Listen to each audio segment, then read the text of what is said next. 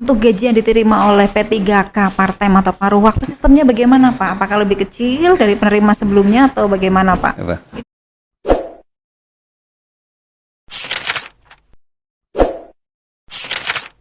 Mana amanat Undang-Undang Nomor 20 Tahun 2023 tentang ASN, bahwasanya harus ada penyelesaian terkait dengan Non-ASN. non-ASN. Nah, itu Bapak Ibu sekalian, rekan-rekan, beberapa hal yang harus kita prioritaskan. Yang pertama, kita harus memprioritaskan teman-teman yang berasal dari tenaga honorer kategori 2, Pak. Oh iya betul, K2 Memang yang kemarin.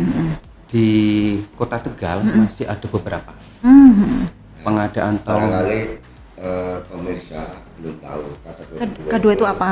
Ya, kategori 2 itu secara database itu sudah ada di Kementerian PAN dan RB. Itu Oke. sudah ada. Orang-orangnya sudah ada. Sudah ada, iya. Jadi nanti ketika mereka mendaftar secara sistem itu sudah berstatus sebagai K2. Untuk gaji yang diterima oleh P3K part-time atau paruh waktu sistemnya bagaimana Pak? Apakah lebih kecil dari penerima sebelumnya atau bagaimana Pak? Apa? Ini teknis sekali Pak, bagaimana? Apa ini dijawab nanti aja Pak? P3K paruh waktu ya. P3K paruh waktu itu rancangan kebijakan guys, seperti yang Itu baru disampaikan rancangan. rancangan kebijakan yang disampaikan oleh kita belum bisa menentukan Iya. apakah Kota Tegal ini kebijakannya penuh waktu atau paruh waktu, Iya. belum tahu, karena situasi kondisi kita harus lihat pada saat nanti pembahasan anggaran. Iya, iya. Terus Dan- Syukur kita bisa memenuhi semuanya. Iya, Iya, Nggak iya. perlu bisa ada diterima partai. semua Pak, Iya, bisa iya. diterima semua ya. Ya, kita juga tidak bisa lepas Pak Ketua dengan kebijakan pusatnya seperti apa Iya, gitu ya. betul. Formulanya Iya. bagaimana kan juga belum tahu ya. Ketentuan paruh waktu ini juga kami masih menunggu regulasinya kayak apa, Mbak. Dari pusat Iya. juga belum ada ya Iya, Pak ya. Betul. Baik, ini dari Septian, mohon arahan alokasi formasi teknis terhadap honorer tenaga pendidik yang sesuai dengan kualifikasi pendidikannya. Arahan Tendik formasi ya, honorer teknis. tendik Iya. ya. Honorer tendik itu juga kita optimalkan untuk tenaga-tenaga administrasi di lingkup sekolah, Sekolah, ya. lingkup sekolah. Nanti silakan dicermati. Iya. Kalau kami harus sekolah satu dan itu kan banyak itu. Iya, betul, Nanti betul. ada jabatan apa? Penata apalah namanya, kayak itu banyak sekali itu. Iya, Silakan nanti dicermati teman-teman sekalian ketika pengumuman ini keluar. Yang jelas kami upayakan kualifikasi pendidikan yang ada di Tendik ini bisa terakomodir menjadi Oke, P3K. baik, pokoknya dimaksimalkan sama BKD, Iya, kita optimalkan. BKPSDM dimaksimalkan. Nah Pak, ngomong-ngomong nih Pak, tadi masalah ini Pak, belum ada waktu atau timeline tertentu ya Pak dari Permen Pan RB Pak? Sampai dengan sekarang belum ada. Belum ada ya? Kalau tadi sore kami masih harus verifikasi. Oke, iya. Mudah-mudahan harapannya di bulan Juli ini sudah bisa launching ya, Iya. sudah bisa launching pengumuman. Tapi karena ini kita ada 2 tahap Mbak Elo antara CPNS dan P3K, yang jelas nanti mungkin pelaksanaannya CPNS terlebih dulu Pak Ketua, nggih, CPNS terlebih dulu. Iya, baik. Kita sudah biasa bekerjasama dengan Universitas Dian Nuswanto Nggih. sebagai Tempat ya, Yes, perekrutan. seleksi. Iya, seleksi. Baik. Ya, dilanjut lagi pertanyaan dari Samsul Arifin. Pak, misal tidak keterima P3K atau CPNS bagaimana? Apakah masih dianggap bekerja sebagai honorer atau bagaimana? Bagaimana ini Pak? Ini mungkin juga bagian dari yang kami sampaikan tadi ya Pak, Iya. kebijakan dari pemerintah pusat seperti apa. Tetapi kalau secara umum lihat Undang-Undang 20 2023 kan harus selesai non ASN di tahun 2024. Nah, kebijakannya seperti apa? Apakah skenario paruh waktu dan penuh waktu itu nanti berjalan? Ya, kita tunggu kalau menurut kami. Oke, Seperti itu. baik. Berarti ditunggu dulu aja ya untuk karena belum ada juknis juga dari pemerintah pusat. yang jadi beban kan begini. Jadi ada ketentuan minimal usia 20 tahun. Ah, Iya, iya. Terus betul, Pak. kemudian yang kedua adalah ketentuannya. Kalau soal pendidikan Iya. ada. Ya, jadi lulus SD, SMP, SMA dan lain-lain masih bisa terakomodir sesuai dengan peta jabatan. Iya. Nah, yang menjadi persyaratan inti adalah usia minimal 20 tahun. Terus kemudian telah bekerja secara Turut-turut. terus-menerus selama 3 tahun. Nah, ini yang masih menjadi persoalan adalah kalau tadi kan ada pertanyaan Iya, yang di bawah 3 tahun itu bagaimana? Terus kemudian yang bekerjanya belum sampai 3 tahun bagaimana? Seperti apa? Ini memang kita masih menunggu Iya. kebijakan dari pemerintah Pusat, pusat dalam baik. hal ini adalah Kementerian PAN RB. Iya, baik. Ya, ini lanjut ada honorer Satpol PP Kota Tegal, Pak. Saya sudah 19 tahun mengabdi, Pak. Mohon diperhatikan. Siap, insya Allah. Oh iya, kalau apalagi 19 tahun. Iya. 3 tahun lebih aja. ya, Diperhatikan apa tahun ya. Dilanjutkan lagi pertanyaan dari siapa ini? Nina Apriani. Mohon izin Bapak, tolong perhatikan non ASN Damkar Kota Tegal. Karena kita taruhannya nyawa, Pak. Iya, kemarin ada yang meninggal ya. Iya, nah itu pasti kita maksimalkan ya Pak Slamet ya. Kalau yang damkar ini juga Ini kan kita maksimalkan dari sisi pekerjaan- formasi. pekerjaan Iya, yang memang, betul. risiko tinggi. Iya, yang mengandung resiko. Selanjutnya dari Alfian Samsudin, mohon izin Pak, kalau honorer diperbantukan sebagai supir itu termasuk kategori apa Pak? Maksudnya gimana honorer diperbantukan supir? Berarti ini tadinya non ASN gitu, kemudian diperbantukan. Berbantukan sebagai supir ya. Mungkin kita tidak berkutat di masalah ini, tetapi nanti ketika ngomong atau berbicara masalah P3K, silakan teman-teman mencermati Iya. proses pendaftaran itu mensyaratkan apa saja, Iya. seperti itu aja. nggih. Iya, udah gitu. Kalau itu mensyaratkan bicaranya kualifikasi pendidikan, kemudian pengalaman kerja ini ya, pengalaman kerja teman-teman ini sebagai apa? Karena ada syarat punya pengalaman kerja yang relevan dengan jabatan yang dilamar. Nah, itu nanti mohon dicermati ya. Mohon dicermati. Masing-masing OPD ini kan juga ada kebutuhan. Supir jelas. Kalau kayak sekretariat DPRD ini kan juga butuh driver. Iya. Ya mungkin tadi sampaikan.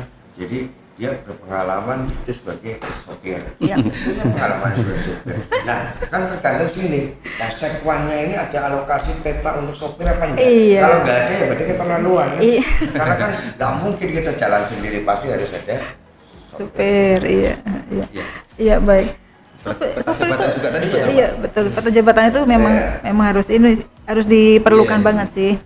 Kemudian dari Lukman Pramono.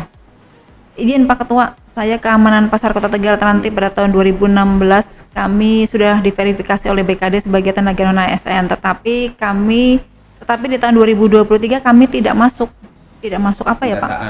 Pendataan. Oh gitu. Oh, terus bagaimana Pak kalau kayak gitu solusinya Pak? Pak Ketua.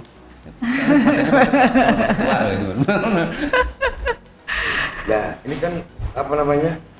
Pasar berarti Dinkop ya ini. Terantip ya ini keamanan nggih. Oh, keamanan. Jadi mungkin Satpol riwayatnya mungkin ya? seperti ini Mbak Elo. 2023 itu kan ada pendataan dari Ya. BKN ya, kalau tidak BKN. Jadi ada beberapa kriteria tugas yang tidak bisa masuk pendataan. Supir, terantip atau keamanan, satunya lagi apa ya kan? Cleaning service, Cleaning service, kebersihan dan sebagainya. Ini mungkin yang disampaikan oleh teman-teman itu. Nah, terus gimana?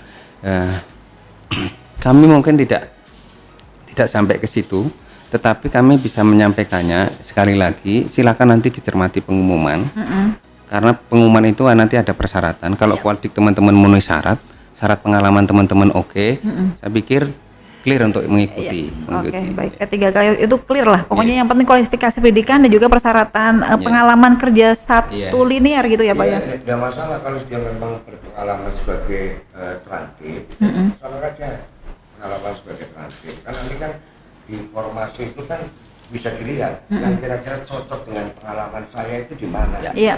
Nah, tidak harus kemudian dia berada sebagai penjaga pasar kan nggak bisa. Iya, betul. Iya. Tidak harus di situ ya Pak Ikut ya. berkompetisi sesuai dengan kualidik dan pengalaman. Baik. Selanjutnya dari Rifki Fauzan, Pak, ini nasib non ASN di tahun 2025 bagaimana? Apakah benar akan dihilangkan? Nah ini tadi kan Jadi ini malah bukan dihilangkan, malah dihilangkan. lebih dipastikan nasibnya ini. bukan dihilangkan. Jadi non ASN ini lebih dipastikan nasibnya. Iya, bukan pasti. Diupayakan jadi ASN kan seperti itu Pak. Lebih dipastikan malah bukan dihilangkan ya. Kemudian mohon izin Pak, bagaimana dengan nasib tenaga teknis penjaga sekolah SD? Apakah bisa diangkat P3K? Saya sudah 10 tahun mengabdi loh Pak, dari penjaga SD Panggung 10. Ya, teman-teman penjaga SD mohon izin Pak Ketua, udah beberapa kali komunikasi dengan kami, sering audiensi dan sebagainya. SD, penjaga makam, Iya. penjaga sekolah, Penjaga SD itu memang penjaga kelurahan. kekeresahannya kan memang tidak masuk pendataan ya sama ya tadi. Nah, sekali lagi kami optimalkan itu karena kami tadi sampaikan ada kelonggaran mengusulkan untuk jenjang jabatan-jabatan pelaksana yang kualifikasinya SD, SMP, SMA. Iya. Dan itu kami akomodir secara formasi. Meskipun usulan formasinya tidak dengan jabatan penjaga SD, kan tidak Iya, seperti iya. itu. Nah, kami usulkan jabatan dengan nomenklatur beda yang kualifikasinya bisa mengakomodir teman-teman seperti Yang itu. kualifikasinya kira-kira seperti itu. Yang bisa dimasuki oleh teman-teman kan seperti menjawab itu. semua ya. Jadi bagi yang kemudian pendataan tahun 2023 belum masuk, nanti bisa dilihat sesuai dengan kualifikasi masing-masing. Jadi ini bisa untuk menjawab semuanya karena ada kelonggaran tadi lulus SD, SMP, SMA nggak ada persoalan. Yang penting bahwa ada peta jabatan yang diusulkan oleh user, oleh OPD user ya. Ya, ini ramai sekali siang hari ini kita berbincang-bincang tentang rekrutmen ASN P3K maupun PNS ya. Ini dari Didit Eca. Yang tidak masuk database BKN bagaimana Pak? Apakah bisa ikut juga? Tadi kan sudah dijawab Rata-rata tadi. itu permasalahannya Iya. teman-teman sekalian. Tadi kan sudah dijawab. Jadi mungkin menegaskan juga Pak Gatot, silakan nanti kita tunggu pengumumannya teman-teman sekalian. Kan di situ ada persyaratan-persyaratan sekali lagi. Iya, iya. Iya. Dan nanti kalau misalnya kan harus diselesaikan tahun 2025 ya Pak ya. Penyiar radio ini temannya Mbak Elo ya. Iya ini sepertinya teman saya nih penyiar radio, apakah ada peta jabatannya? Nah, Sekarang saya nanya tuh, dia nanya Kominfo ada peta jabatannya tidak. Yang tahu Mbak Elo hanya ya. Sepertinya memang kemarin sudah diusulkan ada peranata siaran dan juga asisten peranata siaran. Peranata siaran itu untuk nanti yang daftar lewat direktur. peranata siaran itu untuk yang D3, kemudian asisten peranata siaran itu untuk yang SMA. Sepertinya seperti itu ya. Tapi tergantung juga nanti hasil des seperti apa, apakah yang masuk. Hasil penetapan Hasil dari penetapan. Kemenpan ya, Iya. mudah-mudahan. Apakah asisten peranata siaran masuk ataukah peranata siarannya yang masuk? Iya, kita akan berbincang kembali tentunya dengan sesuatu yang lebih luar biasa lagi nih Pak. Nih Pak, saya mau nanya nih Pak kepada Pak Ketua, kalau dalam proses rekrutmen ASN ini Pak, fungsi controllingnya DPRD itu sejauh mana sih Pak? Apakah ada intervensi terhadap kebijakan atau bagaimana Pak? Kalau soal intervensi ya, yang kita intervensi Bapak bisa maju lagi Pak? justru adalah berkaitan dengan formasi. Formasi Jadi, Pak ya. kita akan nanti rapat secara khusus ya. DPRD akan mengundang secara khusus dengan pemerintah Kota Tegal yang berkaitan dengan rekrutmen ini. Yang pertama mungkin terkait dengan CASN ya. Jadi yang ASN murni dan kemudian yang terkait dengan formasi P3K. Ya, karena kita belum tahu, ini lagi proses seluruhnya OPD ini melakukan peta jabatan dan kemudian berapa formasi yang ada di masing-masing OPD. Nanti akan ketahuan. Jadi kalau misalkan di sekwan ini ada sekian orang non ASN, nah peta jabatannya ada berapa, nah ada lebih atau kurang di sini. Nah di tempat lain juga seperti itu. Nanti kita akan ketahuan semuanya. Jadi setelah kita lihat semuanya ada jumlah non ASN sekian, yang masuk kriteria adalah sekian. Nah kemudian yang belum masuk sekian orang. Nah yang masuk kriteria sekian orang apakah terpenuhi oleh peta jabatan ini atau enggak? Nah yang tidak terpenuhi nanti akan ditaruh di mana? Nah ini menjadi sebuah kebijakan kita yang nanti kita akan rapatkan secara khusus antara DPRD Kota Tegal dengan pemerintah Kota Tegal yang nanti tentu menjelang dilaksanakannya perekrutan atau pengadaan PNS ini. Nah, kemudian yang kedua adalah berkaitan dengan pelaksanaan. Kita selalu kontrol saat pelaksanaan. Saat pelaksanaan ujian pun ya di Utinus kita kontrol ke sana. Memastikan bahwa rekrutan ini berjalan secara benar, secara transparan. Dan memang kita lihat itu satu persatu dan pertanyaannya antara peserta satu dengan peserta yang lain ini berbeda. Oh iya.